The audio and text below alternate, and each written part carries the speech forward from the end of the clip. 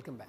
અમિત શાહ આજે અમદાવાદને આપશે વિકાસ કાર્યોની ભેટ. અમિત શાહના હસ્તે થલતેજમાં 861 ઈડબ્લ્યુએસ આવાસનું લોકાર્પણ કરાશે. સાઉથ બોપલમાં ઓક્સિજન પાર્કનું લોકાર્પણ પણ તેઓ કરવાના છે. અમિત શાહ વસ્ત્રાપુર લેક ગાર્ડનનું લોકાર્પણ કરશે. આનંદીબેન પટેલના જીવન પર આધારિત પુસ્તકના વિમોચન કાર્યક્રમમાં પણ તેઓ હાજરી આપવાના છે. રિવરફ્રન્ટ ખાતે બીએપીએસના પ્રમુખ વર્ણી અમૃત મહોત્સવમાં પણ તેઓ ઉપસ્થિત રહેવાના છે.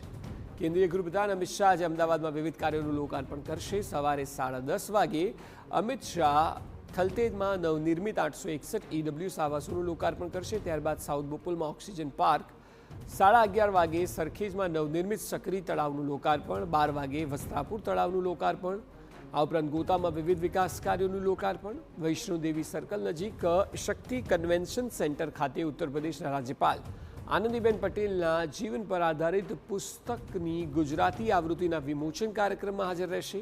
સાંજે અમિત શાહ સાબરમતી રિવરફ્રન્ટ પર બીએપીએસ સ્વામિનારાયણ સંસ્થા દ્વારા આયોજિત પ્રમુખ વર્ણી અમૃત મહોત્સવમાં હાજરી આપશે.